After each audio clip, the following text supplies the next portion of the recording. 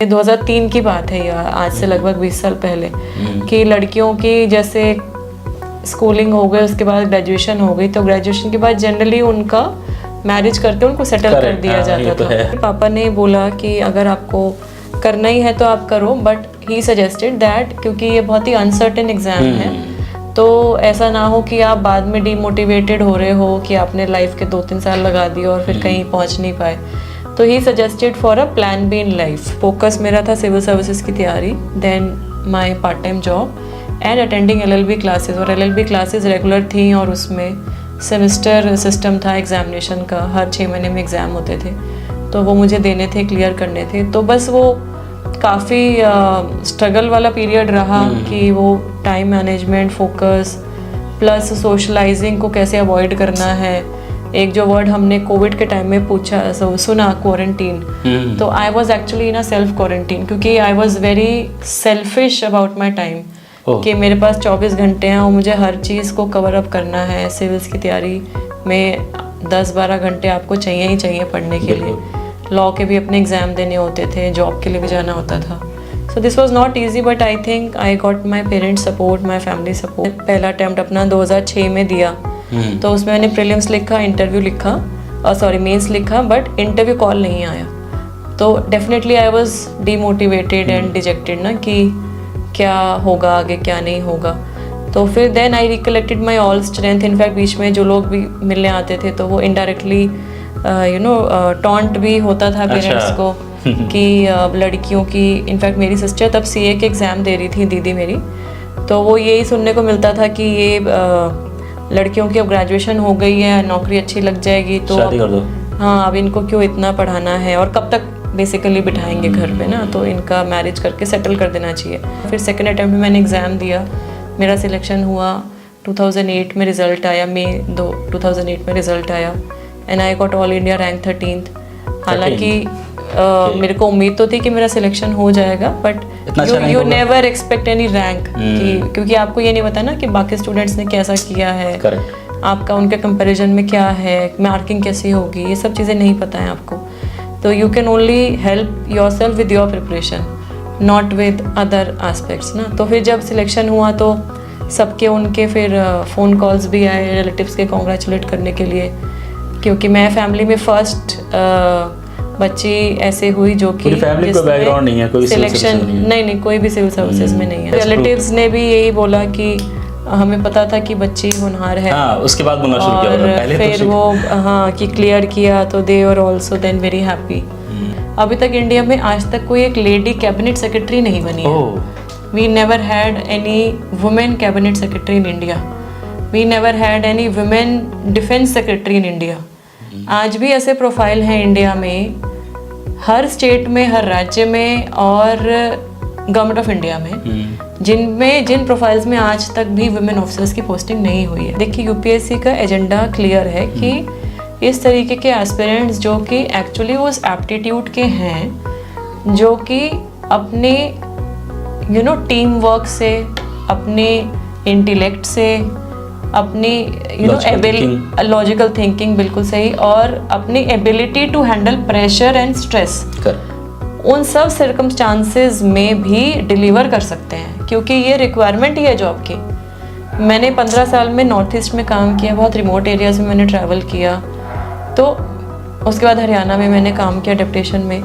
तो कहने का मतलब ये है कि सिलेक्शन बहुत इजी है, मैं बोलती हूँ एस्पिरेंट्स को, selection is very very easy, but once you enter into the service और आप जिस इंटेंशन से सर्विस में आए हैं और उस इंटेंशन से आप सर्विस डिलीवरी में कंट्रीब्यूट कर पाओ, वो बहुत टफ है। बिल्कुल। तो मुझे लगता है कि ये जो पैटर्न है सिविल सर्विसेज का, वो हर साल कुछ नयापन लेके आते हैं टू मेक इट कॉम्पिटिटिव। अगर वो रिपीट करेंगे तो उसका जो एसेंस है, जो हम बोलते हैं कि UPSC is the mother of all examination, तो वो एसेंस उसका खत्म हो जाएगा, वो चला जाएगा। तो वो यूनिकनेस हमेशा मेंटेन करते हैं।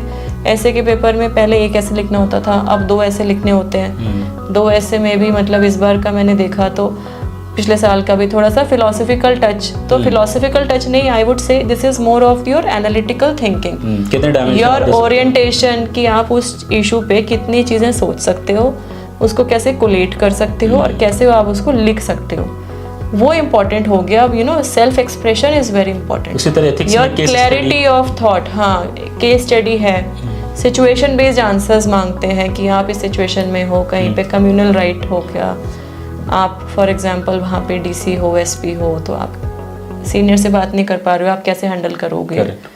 There is some election related issue and then there are issues of various other things which need your morality, which need your quick decision making, which need your empathy, compassion, leadership qualities. So basically UPSC का जो exam है यही सब qualities देखता है, your leadership, your empathy, your compassion, your team building, your presence of mind and your commitment. आपने जो decision लिया उस पे आप खड़े रहोगे। दोस्तों, जैसा कि आप सभी जानते हैं, मैम सिविल सर्विसेज को लेके काफ़ी एग्रेसिव रहती हैं। बच्चों को गाइड करना, बताना, हर एक चीज़ के लिए आप इनके इंस्टाग्राम पे भी आप फॉलो कर सकते हैं। मैं खुद कर रहा हूँ कुछ दिनों से। तो मैम एस्पिरेंट को एडवाइस करना, गाइड करना, ये इनका रेगुलर प्रोसेस रहता है। और मैम को इसीलिए ऐसा लगा कि कुछ चीज़ें हम अलग तरीके से कर सकते हैं। उन सारी चीज़ों को जो मैम की अब तक की एक्सपीरियंस रही है उनको निचोड़ कर एक कंसोलिडेट करके कुछ ऐसी चीज़ एक प्रोडक्ट के तौर पे, एक बुक के तौर पे आप सभी के लिए लाया जाए ताकि आप उसका फ़ायदा उठा सकें। नेशन कॉलिंग, मैंने इस बुक को देखा है और आज का इंटरव्यू इसलिए भी है क्योंकि मैं इसके बारे में, nation calling, what is nation calling, इस किताब को लिखने की क्या वजह थी, इसके पीछे क्या आइडिया था मैम का, और ये book how it is going to help all UPSC aspirant. Ma'am, nation calling, what is this? ये बुक एक्चुअली देखिए, जो टाइटल है नेशन कॉलिंग, तो ये एस्पिरेंट्स को मैं एक चीज़ बोलना चाहूँगी कि ये बहुत ही मेरे दिल के करीब है कि मेरा जो पर्पस था, एक्चुअली मेरा भी पर्पस शायद यही था कि नेशन इज़ कॉलिंग। जो मेरे प्राइवेट सेक्टर से मेरी अच्छी जॉब में मैं अच्छा पैकेज ले सकती थी, 15 साल में तो आदमी कहाँ से कहाँ पहुँच जाता है कॉर्पोरेट सेक्टर में। Financially you earn well and professionally you are at a comfortable family life. बिल्कुल बिल्कुल। तो जो कि हमारी लाइफ जर्नी से ये मेरे से रेजोनेट करता है, ये जो टर्म है नेशन कॉलिंग। और उसमें नीचे मैंने लिखा है holistic approach to UPSC civil services examination. तो इसमें बेसिकली मैंने अगर एस्पिरेंट्स अगर देखेंगे तो ये जो बुक है ये मैंने सिर्फ सिविल सर्विसेज के बारे में अगर किसी भी एस्पिरेंट को, क्योंकि जब मैंने अपनी तैयारी करने के लिए सोचा तो मुझे एक्चुअली में कोई ऐसी किताब उस टाइम में नहीं मुझे मिली जिसमें कि अगर कोई एस्पिरेंट ये सोच रहा है कि सिविल सर्विसेज का एग्ज़ाम क्या है, इसके बारे में मैं जानूँ तैयारी से पहले। अच्छा, ठीक है। तैयारी से पहले एक ओरिएंटेशन, और फिर जब मन बन जाए कि हाँ मुझे तैयारी करनी है तो स्टेज वाइज मैं कैसे प्रिपेयर करूँ। तो ये दोनों ही चीज़ें मैंने प्रिपेयर की हैं, इसके अंदर डाली हैं। और फिर इसकी एंडिंग मैंने इस तरीके से की है कि व्हाट इफ नॉट यूपीएससी।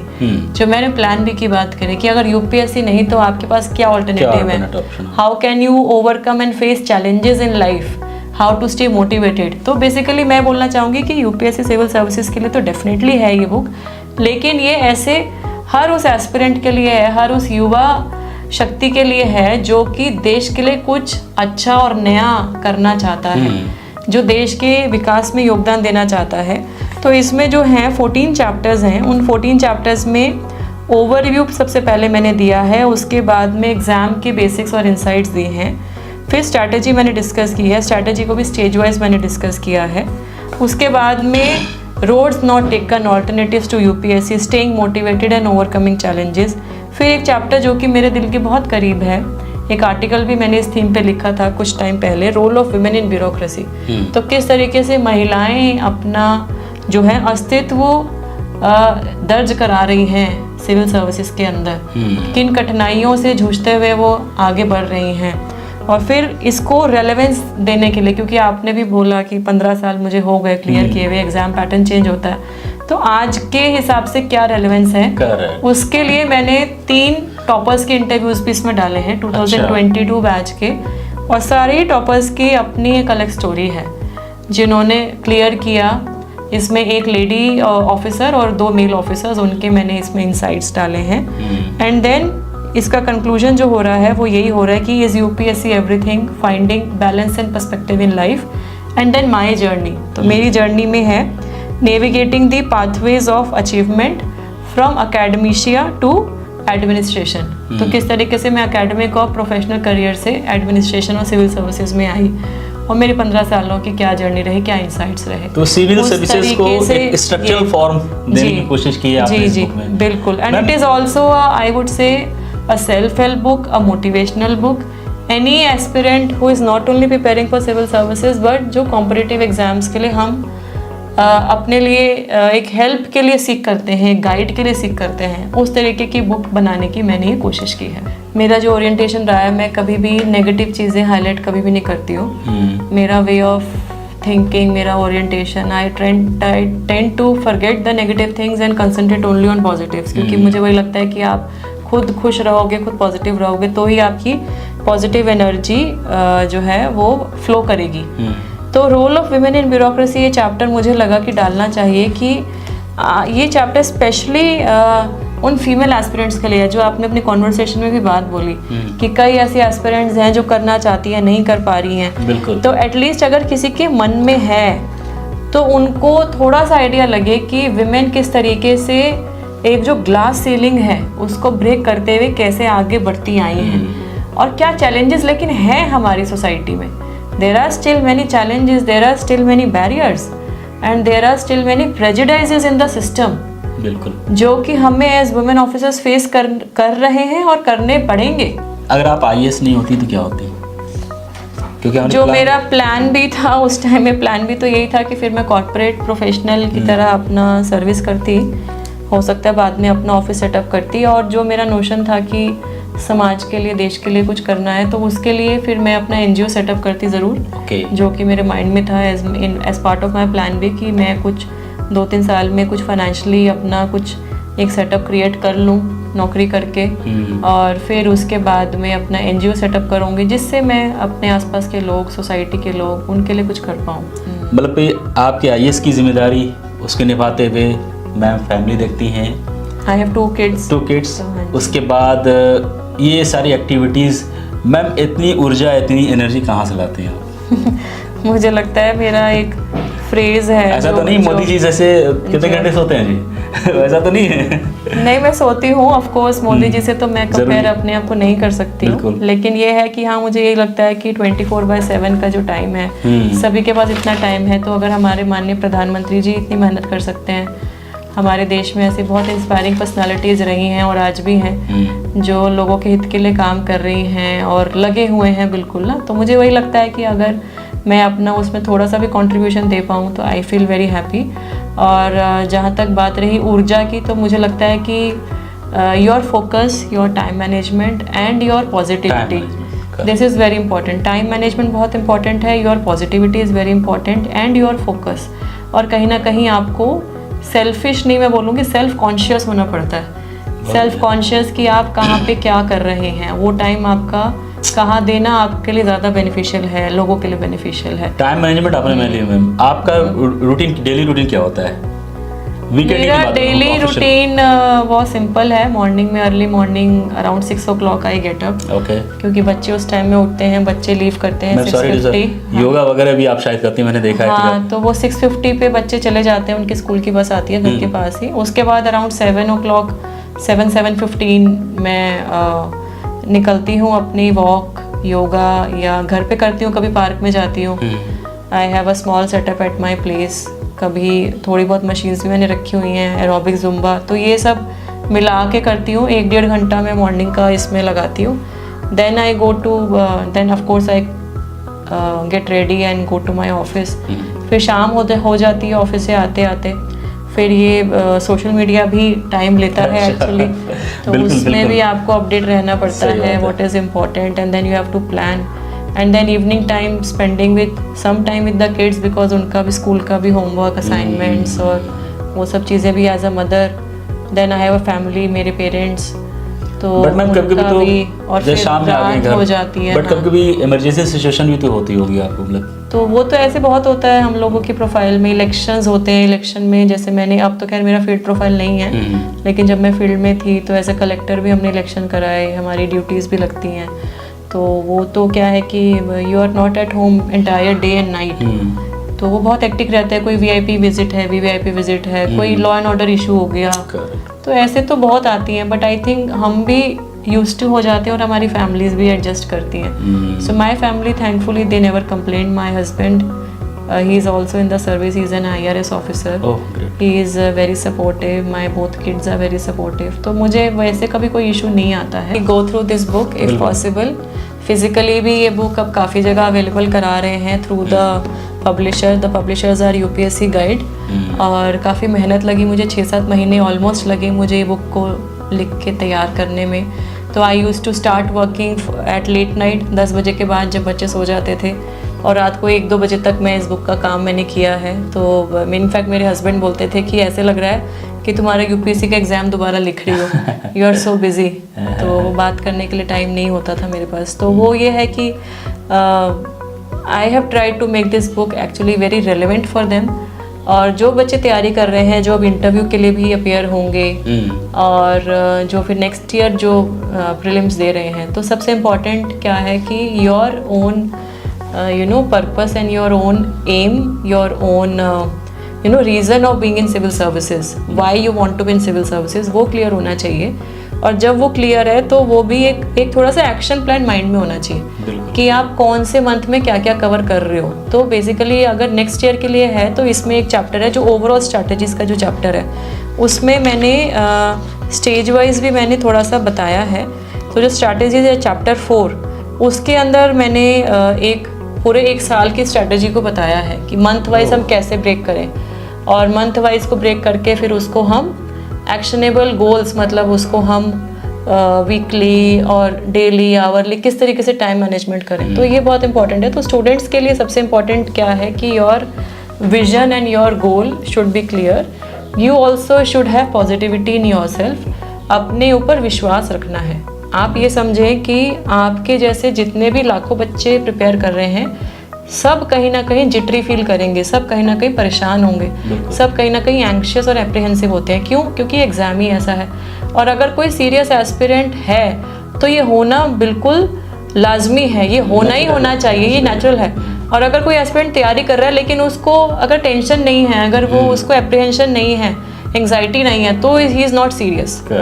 अगर वो सीरियस होगा तो एंग्जाइटी आएगी ही आएगी, उसको मेंटल इशू आएगा ही आएगा, उसे लगेगा कि मैं क्या कर रहा हूँ, होगा नहीं होगा, this will come. So important क्या है कि उसको ओवरकम कैसे करें। तो have faith in your own self, have courage to innovate, have courage to lead, and अपने एफर्ट्स 100% जेन्युइन दीजिए। ये बहुत इम्पॉर्टेंट है कि हम अपने एफर्ट्स में कंजूसी ना करें, क्योंकि ये समय जो आज आपको मिल रहा है ये कल नहीं मिलेगा। बिल्कुल। मेरे को अभी एस्पिरेंट्स काफ़ी मिलते हैं ऐसे, उनको लगता है कि हमें लगता है कि हमने 1-2 अटैम्प्ट ना वो ऐसे दे देते हैं कि हम ट्राई कर रहे हैं, तो उनको बाद में रियलाइज़ होता है कि हमने वो अटैम्प्ट वेस्ट कर दिए। अगर आपको ट्राई करना है तो मॉक टेस्ट दे दो, उसके लिए UPSC अटैम्प्ट मत वेस्ट कीजिए। This exam is not for experience, this exam is for your performance. और परफॉर्मेंस तभी आएगी जब आप प्रिपेयर होगे, जब आपकी 100% एम्यूनेशन तैयार होगी, तभी आप अच्छा एग्ज़ाम लिख पाओगे। और वो तभी होगा जब आपके स्टडी मटेरियल अच्छा तैयार होगा, आपके खुद के नोट्स तैयार होंगे, रिवीजन कर पाओगे, उसको लिख पाओगे। आंसर राइटिंग बहुत ज़्यादा ज़रूरी है। पर्सनालिटी टेस्ट में आपका पॉजिटिविटी दिखना चाहिए कि भाई ये एस्पिरेंट अगर क्लियर होता है, he or she will become a good officer, he is willing to work for the country। तो ये सब चीज़ें हैं। और जो मोटिवेशन अगेन की जो बात है वो ये है कि हमारे ये स्वाभाविक है ये होना, लेकिन हम इसको ओवरकम कैसे करें ये खुद जानना ज़रूर पड़ेगा। तो जैसा कि मैम ने कहा कि देश की सेवा करनी है तो there are lot of things you can do, और and civil services is one of them. That's why nation is calling. I strongly recommend कि आप इस बुक को जरूर एक बार पढ़ें, और you will definitely find. Do give your feedback and reviews on Amazon and Flipkart। Correct. ताकि मैं जो अगली किताब मेरे जहन में अभी 2 बुक्स की और रूपरेखा है, कुछ और है, वो अभी नहीं बताऊंगी, वो नेक्स्ट ईयर में स्टार्ट करूंगी। अभी थोड़ा सा इस पे इसके फीडबैक और रिव्यू पे कंसंट्रेट कर रही हूँ। चलिए ma'am, thank you very much once again काफ़ी टाइम ले लिया आपका। जी thank you so much and best wishes to all the viewers जो ये इंटरव्यू देखेंगे। आप सभी को मेरी शुभकामनाएं और जीवन में सकारात्मक सोच से आगे बढ़ें और कभी भी निराश और हताश ना हो। हमेशा से चैलेंजेस आएंगे, उसको अपनी काबिलियत और अपने जुनून और अपने एफर्ट से हमें ओवरकम करके आगे बढ़ना है। और एक कुछ हिंदी की पंक्ति मेरे को अभी जस्ट जहन में आ रही है, मैं आप सबके लिए डेडिकेट करती हूँ कि तुम समय की रेत पर छोड़ते चलो निशान, देखती तुम्हें ज़मीन देखता है आसमान। तुम समय की रेत पर छोड़ते चलो निशान, देखती तुम्हें ज़मीन देखता है आसमान। You keep moving ahead, keep leaving your footprints, be happy be healthy. सबसे इम्पोर्टेंट है खुश रहना, स्वस्थ रहना। आप सभी को बहुत बहुत धन्यवाद। बहुत बढ़िया, बहुत बढ़िया। Thank you so much. Thank you ma'am, thank you.